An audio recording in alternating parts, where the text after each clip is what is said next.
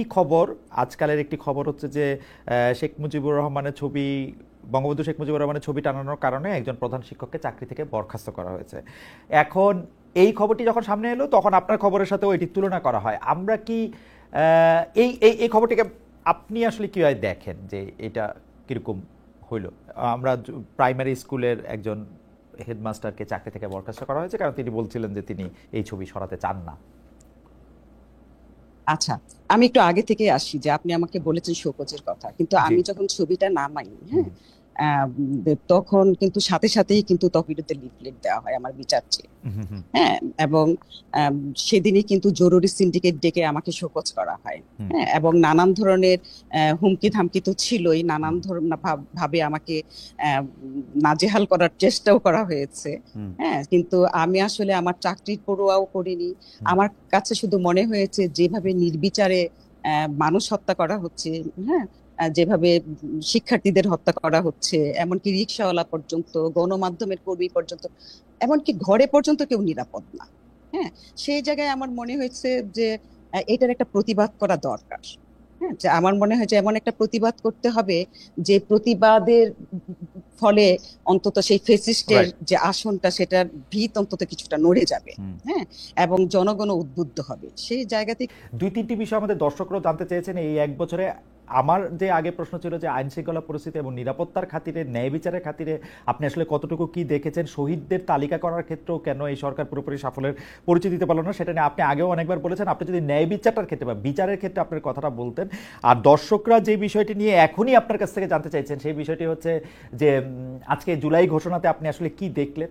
আমরা অনেকগুলি বিষয় শেষ, প্রথমত আমি খুব দ্রুত শেষ করি। জুলাই ঘোষণাপত্র একটা রাজনৈতিক দলিল, যেটার মধ্য দিয়ে জুলাইয়ের যে অভ্যুত্থান, তার প্রেক্ষাপট, তার কার্যকারণ, সেটাকে হাজির করা হয়েছে এবং অভ্যুত্থানের মধ্য দিয়ে মানুষের কি কি আকাঙ্ক্ষা তৈরি হয়েছে এবং বাংলাদেশের ভবিষ্যৎ গতিমুখটা কোন দিকে হবে, অভ্যুত্থান কি নির্দেশনা দিচ্ছে, সেইটাকে লিপিবদ্ধ করার চেষ্টা করা হচ্ছে। এটা আমাদের বলতে পারেন যে 5 আগস্ট নিয়ে অনুষ্ঠান, সেটাতে 5 আগস্টের মধ্যে সবচেয়ে অ্যাক্টিভ কারা ছিলেন তাদের পাশে থাকা দরকার ছিল না? মানে আপনার কাছে কি মনে হয়েছে আয়োজনটা দেখে? আমি মানে আপনি যতটুকু বলতে পারেন ওটুকুই আপনি বলেন। মানে আমার কাছে, আমার রিডিংটা হচ্ছে যে আমি ফ্রেমিংটা দেখে আমার কাছে মনে হচ্ছিল যে ডক্টর মোহাম্মদ ইউনূস এখন কোনো মতে, মানে এমনিতেই তো তিনি একটু ভীতু লোক, কোনো মতে এখন বিএনপিকে ক্ষমতাটা হস্তান্তর করে দৌড়ে যেতে পারলে বাঁচে, এরকম একটা মনে হয়েছে আমার।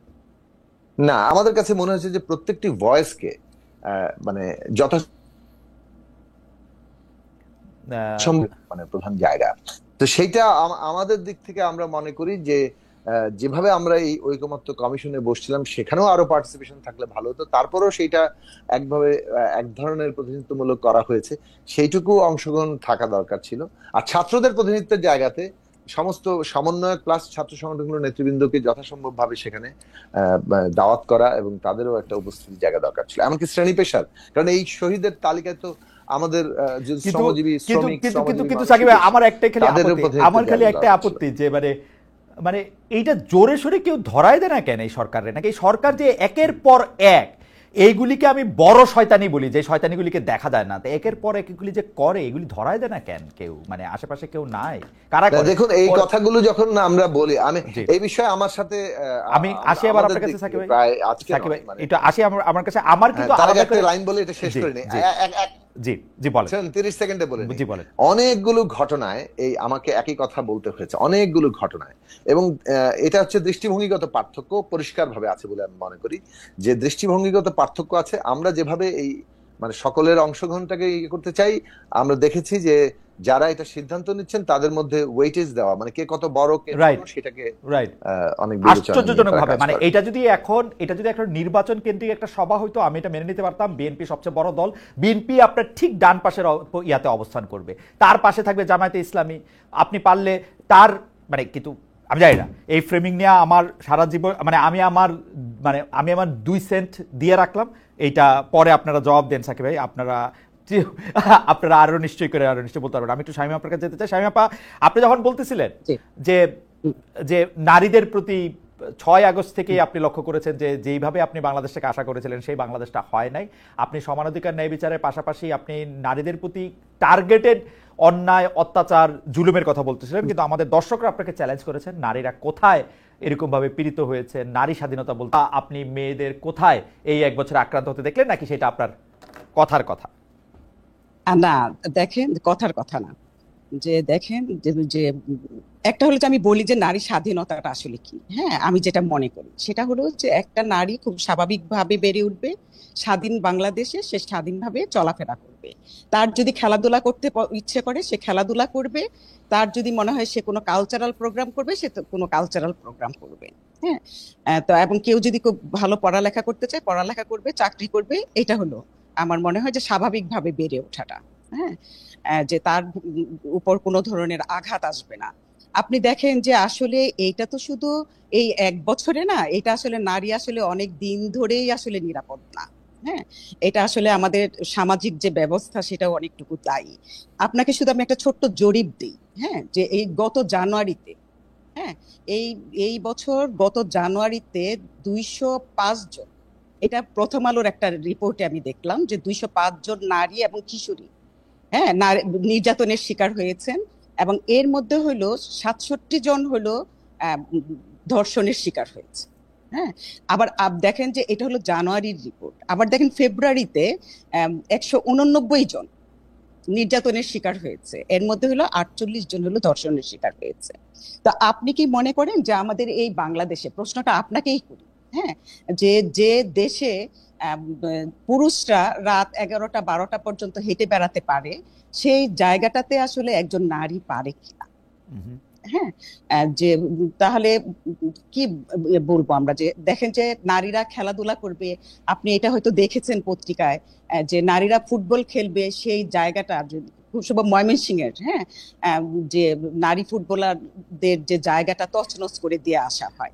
আপা আমি যে আপনার আপনার প্রশ্নের জবাবে ঠিক না, কিন্তু আমি এমনিতে আপনাকে একটু মনে করা দিতে চাই যে এই সরকার বাংলাদেশের নারী ফুটবল দলকে 21 পদক দিয়েছে।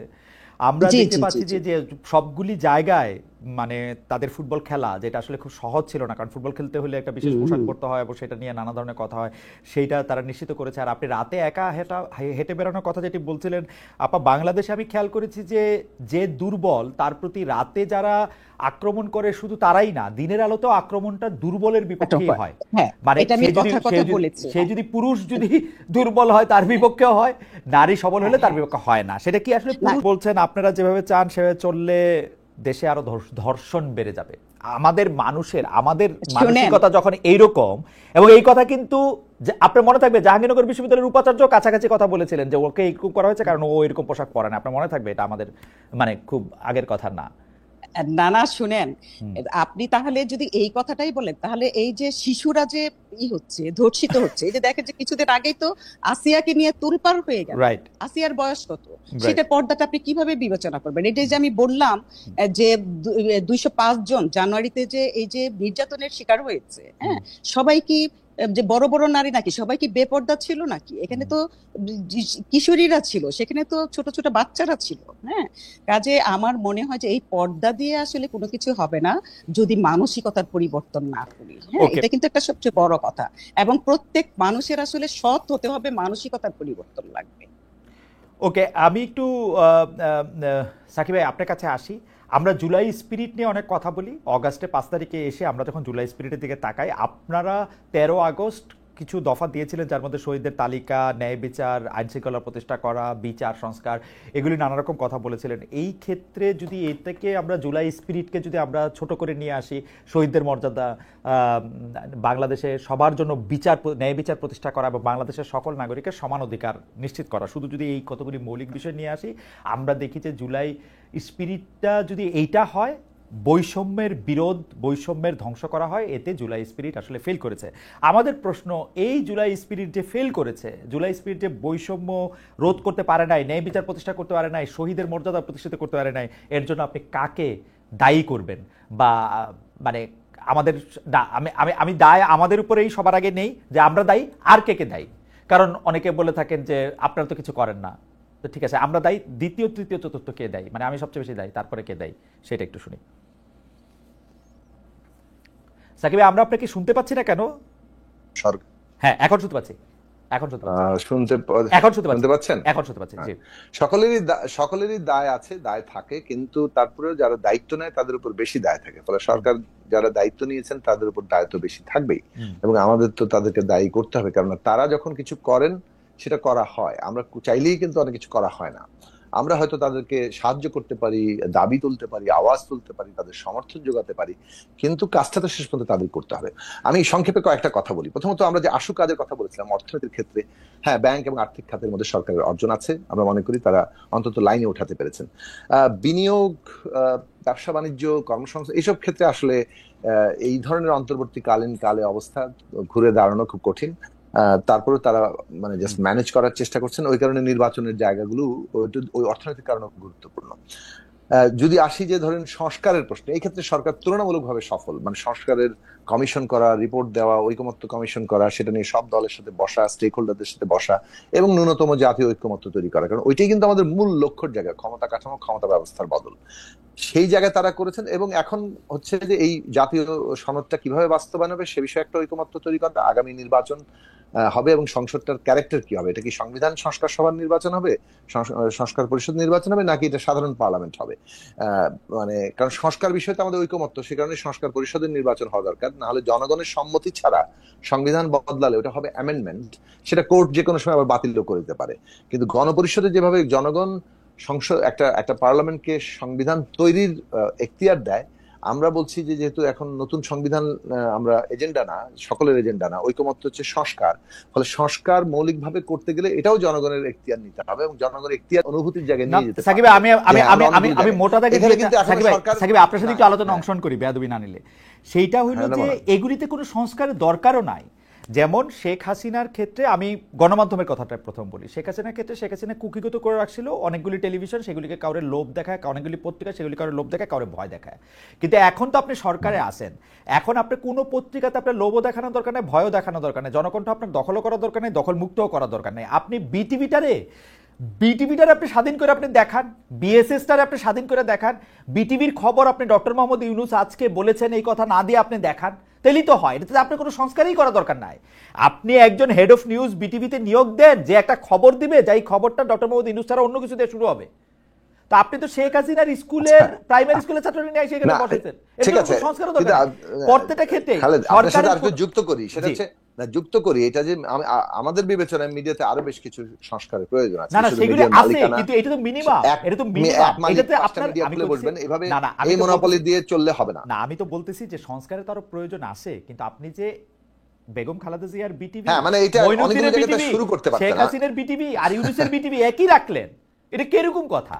আপনি বিটিভির খবর দেখেন। এই জায়গাটা আসতে চাচ্ছিলাম যে সরকারের যে কথা বলেছিলাম যে কিছু ক্ষেত্রে তারা দৃষ্টান্তমূলক কাজ করবে, যেখানে মনে হবে যে আমাদের একটা নতুন ব্যবস্থার জন্ম নেওয়া সম্ভব, এবং পলিটিক্যাল উইল থাকলে সেটা সম্ভব। এবং এই দৃষ্টান্তমূলক জায়গাগুলোতে তারা কি কি করেছেন আমরা আশা করি এর একটা হিসেব হবে, হয়তো 1 বছরেও আরো হিসেব করবো, আমরা 8 তারিখে আরো কতগুলো জায়গায় কথা বলতে পারবো। কিন্তু যে জায়গায় আমি বলতে চাইছি যে সরকার কোন কোন জায়গায় ধরেন মানে সরকারকে আমরা অসন্তুষ্ট অথবা জনগণের মধ্যে অসন্তোষ আছে, সেটা হচ্ছে শহীদের তালিকা এবং তাদেরকে রাষ্ট্রীয় মর্যাদা এই 5 তারিখে দেওয়া গেল। যদিও আজকে একটা সংবর্ধনা দেওয়া হয়েছে বিভিন্ন জেলায় জেলায়, কিন্তু রাষ্ট্রীয় মর্যাদা এবং তালিকা পূর্ণ করা, এটা কিন্তু এই 1600 শহীদের কিংবা 2000-এর নিচে আজকে ঘোষণাপত্র উল্লেখ করা হয়েছে প্রায় 2000। তার মানে এই সংখ্যাটা কিন্তু যা, তাতে এটা সরকারের যে হাত এবং ক্ষমতা এবং তার যে লোকবল, তাতে এটা অসম্ভব কিছু ছিল না। আমাদের মনে হয় যে এখানে সরকারকে এই ব্যাখ্যা দিতে হবে। তারপরে ধরুন বিচারের প্রশ্নেও কিন্তু যেটা আমি আগেই বলেছি যে প্রয়োজনীয় ট্রাইব্যুনাল এবং ইত্যাদি, প্রত্যেকটা মামলা হওয়া, তদন্ত, চার্জশিট, এগুলোর জন্য যে লোকবল দরকার সেটা এঙ্গেজ করাটাই কিন্তু আমাদের দরকার। কারণ এই ক্ষোভ আমরা বারে বারে যদি শুনতে পাই, তখন আমার মনে হয় যে মানে এটা একটা খুবই বেদনাদায়ক পরিস্থিতির সৃষ্টি করে। তারপরে ধরুন নিরাপত্তা এবং এই প্রশ্নে এসে এই সরকারের ক্ষেত্রে আমরা সত্যি সত্যি একটা বেশ মাঝে মাঝে মনে হয় যে কেন তারা এটা ব্যর্থ হচ্ছে। হ্যাঁ, পুলিশ বাহিনী ভেঙে পড়েছিল, তাকে পুনর্গঠনের জন্য 1 বছর তো সময় পেয়েছেন। সেই ক্ষেত্রে আপনাদের জবাবদিহিতার জায়গাটা যদি প্রতিষ্ঠা না করা যায়, ধরুন একটা উদাহরণ দিই, যে লালবাগে পুলিশের থানার পাশে খুব অল্প দূরত্বেই কিন্তু একজনকে এইভাবে নৃশংসভাবে হত্যা করা হলো। তো পুলিশের সেখানে যে কর্মকর্তারা ছিলেন তারা কি এটার জন্য অ্যাকাউন্টেবল হয়েছেন? তাদেরকে কি কোনো জবাবদিহি করা হয়েছে? তাদেরকে কি মানে কোন রকম শাস্তিমূলক কোনো বিভাগীয় ব্যবস্থা নেওয়া হয়েছে? সেইগুলো জায়গাটা না হলে সবাই মনে করতে পারবেন আমি তো অপরিহার্য, কিছু না করলেও চলে, এবং সবকিছু একটা পুলিশ বাহিনী মানে ভঙ্গুর, পুলিশ বাহিনী কাজ করছে না, এই কথা বলে যদি আমরা বছর পার করি, এভরিথিং জাস্টিফাইড হয়। শুধু তাই না, আপনি রাষ্ট্রের মানে যাকে বলে ফিলসফির দিক থেকে রাষ্ট্র ধারণাই ন্যায় বিচারের সাথে ওতপ্রোতভাবে যুক্ত। রাষ্ট্র যদি ন্যায় বিচার দিতে না পারে সেই রাষ্ট্র টিকবে না। শেখ হাসিনা তার রাষ্ট্র ফেল করেছে কেন? কারণ হচ্ছে যে সে ন্যায় বিচার জায়গা থেকে সরে গিয়ে অত্যাচারকে তার ভিত্তি করেছিল। এখন আপনি মব আক্রমণকে যদি একটা মানে এটাকে যদি অ্যালাউ করেন অথবা এটাকে নানাভাবে আপনি মানে প্রচ্ছন্ন ভাবে হলেও সমর্থন দেন, তাহলে যেটা হবে যে এটা তো এইটাই পদ্ধতি হিসেবে ছড়িয়ে পড়বে, তখন আর রাষ্ট্র বলে কিছু থাকবে না। রাষ্ট্রকে এনফোর্স করতে হলে, তাকে উপস্থিত হতে হলে জনগণের স্বার্থে, তখন কিন্তু জবাবদিহির প্রশ্নটা থাকে। এই সরকারের কাছ থেকে প্রতিটি কর্মকর্তার যে জবাবদিহির জায়গাটা আমরা দেখেছিলাম সেটা হয়নি। উল্টো বলবো, পুরনো বন্দোবস্ত, নিয়োগ, বদলি, পদোন্নতি, অথবা এই যে সারা দেশময় ছড়িয়ে ছিটিয়ে থাকা ক্ষমতা ব্যবহার করে পেট্রন ক্লায়েন্ট রিলেশনশিপ, আমি একদিন আপনার সাথে আলোচনা করেছিলাম যে এর উপর ভিত্তি করে কিভাবে বকরাজীবী মানে কাঠামোটা দাঁড়িয়ে আছে, এইটা তো বদল হয় নাই। উল্টো পুরনো দল, বড় দল, মানে এখন তো চাঁদাবাজের তালিকায় বিএনপির নাম, জামাতের নাম আসছে, আমরা রাজশাহীর তালিকায় দেখলাম। এখন এই এনসিপি নতুন দল, তরুণরা যেখানে নতুন শক্তি হিসেবে একটা এই বিপ্লব কিংবা এই অভ্যুত্থানের যে আকাঙ্ক্ষা তাকে গঠন করার জন্য মানে নিয়োজিত থাকবেন, তারা এখন সচিবালয় থেকে ইউনিয়ন পরিষদের তহসিল অফিসে বসে থেকে নানান ভাবে মানে টাকা পয়সা আয় রোজগারে ব্যস্ত হয়ে পড়লেন। এইটা যে কত বড় একটা অপচয় হলো তারুণ্যের শক্তি। আপনি যেটাকে বলছেন যে প্রচ্ছন্নভাবে মানে এই যে আইন নিজের হাতে তুলে নেওয়াকে প্রচ্ছন্নভাবে সমর্থন জানানো হচ্ছে, আমি প্রচ্ছন্ন না, আমি দেখি প্রত্যক্ষভাবে সমর্থন জানানো হয়েছে। আমি জানতে চাইলাম এনসিপি নেতারা যখন সারা বাংলাদেশ ঘুরতেছেন, তারা আমাদের খুব প্রিয়, তারা সার্কিট হাউসে কি করে থাকতেছেন? তখন তারা আমাদের জবাব দিচ্ছেন যে আমরা তো শুরু থেকেই জাতীয় নেতা, সেজন্য আমরা সার্কিট হাউসে থাকছি। তারা যখন আইন হাতে তুলে নিচ্ছেন, তারা তখন বলতেছেন যে আমরা তো আইন হাতে তুলে নিবই, কারণ এই কাজগুলো ঠিক মতো হইতেছে না, এবং সরকারের পক্ষ থেকে এটাকে সমর্থন জানানো হইতেছে। আমাদের কারো কোনো সরকার, সাকিব একটা ছোট করে প্রশ্ন করি, আমি আপনার কাছে আবার একটু ঘুরে আসবো, কারণ আপনাকে ছেড়ে দিতে হবে, আমি স্বামী আপাকে হয়ে আপনাকে একটু ছোট করে প্রশ্ন করি এসে, এইটা কি ডক্টর মোহাম্মদ ইউনূস এবং তার পারিষদ এটা বোঝেন না যে আইন এবং বিচার এটা নিজের হাতে তুলে নিলে এটা তারপরে সরকার তারা চালাতে পারবেন না, তারা ধীরে ধীরে আরো অনেক বেশি দুর্বল হবেন? তারা কেন এটাকে ডিফেন্ড করতে গেলেন? মানে ইয়াটা কি? এখন আবার দেখেন তাদের অবস্থা এমন হয়েছে, তারা এখন এনসিপি থেকে তারা শুধু দূরেই থাকতে চান। তারা মানে এটা এরকম কেন করলেন তারা? মানে এটাকে প্রথমে এত ইয়াই করলেন কেন, এখন কেন এরকম করতেছেন? এখন ধরুন এর বিচার বিশ্লেষণ করতে গেলে একটু সময় সাপেক্ষ ব্যাপার, আপনারই কম সময়ের মধ্যে হবে না। মানে গোনার সময়ে যদি 5 থেকে 8 তারিখ কিংবা তার পরবর্তী মানে অব্যবহিত কয়েকদিনে ধরুন, আপনার তো এই বিষয়ে আপনার জানা আছে, আপনিও পড়াশোনা করেছেন, যে আমরা ইতিহাস জানি যে কোনো অভ্যুত্থান কিংবা বিপ্লবী পরিবর্তনের সময় খুব গুরুত্বপূর্ণ। মানে যে কাজটা আপনি তখন মানে আজকে করতে পারেন, ওই কাজটা হয়তো আপনি কালকে নাও করতে পারতে পারেন। ফলে ওই যে মানে 5, 6, 7, 8 সরকার গঠন, আমাদের পলিটিক্যাল ডিরেকশন কি হবে, আমরা কোন কোন কাজগুলো কিভাবে করব, কোন প্রতিষ্ঠান বদলাবো, কোন প্রতিষ্ঠান দাঁড়াবো, তারপরে অনেক তর্ক উঠেছে না, সংবিধান, রাষ্ট্রপতি, তারপরে এটা সেটা বহু কিছু নিয়ে কিন্তু হয়েছে। কিন্তু আমরা যে সময় এই পুরো ডিরেকশন ঠিক করার কথা, পলিটিক্যাল পার্টিগুলোর যেহেতু এটা একটা একক শক্তি নিয়ন্ত্রণ করছে না, নির্ধারক শক্তি হয়ে ওঠে নাই, সেহেতু কালেকটিভ হচ্ছে এখানে কালেকটিভ মানে আপনাকে কনসেনসাসের উপর দাঁড়িয়ে কাজটা করতে হবে। সেই জায়গা থেকে আমাদের কনসেনসাস কি, পলিটিক্যাল ডিরেকশনের কনসেনসাস কি, সেই জায়গাগুলো ঠিক করার দরকার ছিল। তাহলে হয়তো এই সরকার আরো অনেক বেশি ডিসাইসিভলি কাজ করতে পারতো। তাদের মধ্যে যে দোদুল্যমানতা দেখি, দৃঢ়তার অভাব দেখি, এবং আমলাতন্ত্রের কাছে মানে যাকে বলে যে হেরে যাওয়া কিংবা তাদের তাদের তাদের জোয়ালে বন্দী হয়ে যাওয়া দেখি, অর্থাৎ পুরনো বন্দোবস্ত, মানে আমলাতন্ত্রকে আমি মানে বলছি তারা যেহেতু পুরনো বন্দোবস্তেই চলছেন এবং সেইটার কাছেই তারা একভাবে তাদের জোয়ালে আটকে যাচ্ছেন আমাদের উপদেষ্টারা, তার মানে হচ্ছে যে এটাকে অতিক্রম করার জন্য তাদের একটা শক্তি দরকার ছিল, যে শক্তি অভ্যুত্থান তাদের দিয়েছে, কিন্তু রাজনৈতিক দল অথবা প্রতিনিধিত্বের সাথে যথেষ্ট যোগাযোগের অভাবের কারণেই তারা সেই শক্তির প্রয়োগ ঘটাতে পারছেন না। এইটা আমি মনে করি পলিটিক্যাল ডিসিশন হিসেবে একটা তাদের ফেইলিয়ার হয়েছে। এইটা হচ্ছে এখনো, এটাকে কাটিয়ে ওঠা তাদের দরকার ছিল। তারা যদি এটা কাটিয়ে উঠতে পারেন এখনো, তারা আগামী 6 মাস, যেমন ধরেন সবচেয়ে গুরুত্বপূর্ণ বিষয় আসবে, নির্বাচনের তো একটা সময়সীমা ঘোষিত হয়ে গেল, এখন তফসিল ঘোষণায় সুনির্দিষ্ট তারিখ আসবে আমরা জানি, ধরেন 15 ফেব্রুয়ারির মধ্যে, 10 ফেব্রুয়ারির মধ্যে এটা আসবে। রোজার আগে যদি বলেন তাহলে রোজার 1 সপ্তাহ আগে যদি ধরি আমরা, 10, 11, 12 এরকম, এরপরে যাওয়া যাবে না। আপনি তো নির্বাচনের পরিবেশটাকে ঠিক মতো হবে, এটা খুব গুরুত্বপূর্ণ প্রশ্ন। আইন শৃঙ্খলা পরিস্থিতি, পুলিশ প্রশাসন সংস্কার না করে এই নির্বাচনের পরিবেশটা কিভাবে তৈরি হবে, সেই কথা কিন্তু আওয়াজটা আমাদের এখন তুলতে হবে। তাহলে এই পুরো জায়গাটাতে সরকারের যে করণীয় জায়গা, সেখানে তাদের যে দৃঢ়তা দেখা দরকার। সাকিব ভাই, আমি আপনার কাছে আমরা তাদের আসছি, সাকিব ভাই, আপনার কাছে দৃঢ়তাটা আসছি দেখছি না। নির্বাচনের পরিবেশ আর নিয়ে। আপনি যেটা বললেন যে আর একটা লাইন জি। বললে শেষ করি। ভাগে ছিলেন যারা তাদের একটা অংশ একটা রাজনৈতিক দল করেছে, পুরোটাই না কিন্তু, এবং আগে আমি সেটা নিয়ে বলেছি, কিন্তু তাদের এই অংশ হয়তো তাদের জীবনের নিরাপত্তা নিশ্চিত রাষ্ট্রের দেখার দায়িত্ব আছে, সেটা খুবই গুরুত্বপূর্ণ, এবং তাদের জীবনের নিরাপত্তা, তাদের উপর যাতে কোনো হামলা না হয় সেগুলো তাদের দেখতে হবে।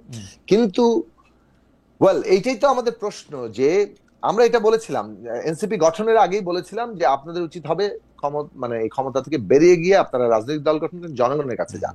এটা আমরা মনে করি যে এভাবেই জনগণের সত্যিকার স্বার্থের একটি দল গড়ে ওঠে, এবং তরুণদের কাছে আমরা সেটা আরো বেশি প্রত্যাশা করি, এবং তাতে বাংলাদেশের আরো বেশি ইতিবাচক জায়গা হয়তো তৈরি হতো। কিন্তু ক্ষমতায় থাকার ফলে, কিংবা ক্ষমতার কোনো না কোনো ক্ষমতাকে ব্যবহার করার ক্ষমতা তাদের আছে, যেভাবে হোক ক্ষমতায় থাকা না থাকা থেকে তারা নানানভাবে ব্যাখ্যা করতে পারেন, সেই তর্কে আমি ঢুকছি না, কিন্তু ক্ষমতাকে ব্যবহার করতে পারেন ছাত্ররা, সেই যে জায়গাটা তৈরি হয়েছে ওইটা তাদেরকে ক্রমাগত বিপ্লবীদেরকে পুরনো বন্দোবস্তে ঢুকিয়ে ফেলেছে। ওই যে বললাম, তহসিল অফিস থেকে শুরু সেক্রেটারিয়েট পর্যন্ত তারা ঢুকে গেছেন ক্ষমতার এই খেলার মধ্যে। এইটা খুবই বিপ্লবের শক্তির একটা অপচয় হচ্ছে। আমরা এখনো আশাবাদী, আমি তরুণদের উপর আশা রাখতে চাই, কারণ আশা না রেখে কোথায় যাবো। আমরা মনে করি যে তরুণরা যে এই 24-এর অভ্যুত্থান করতে পেরেছেন, তারাও এই অবস্থাও হয়তো বদল করতে পারবেন, এবং সেই আশাটা রেখেই শেষ করতে চাই। কিন্তু লক্ষণগুলো খুবই মানে নেতিবাচক, এবং মনে হয় যে পুরনো লক্ষণীয়। আপনার কাছে আমি আবার আসবো, সেটা হচ্ছে নির্বাচনের পরিবেশ নিয়ে ছোট করে একটু কথা বলতে।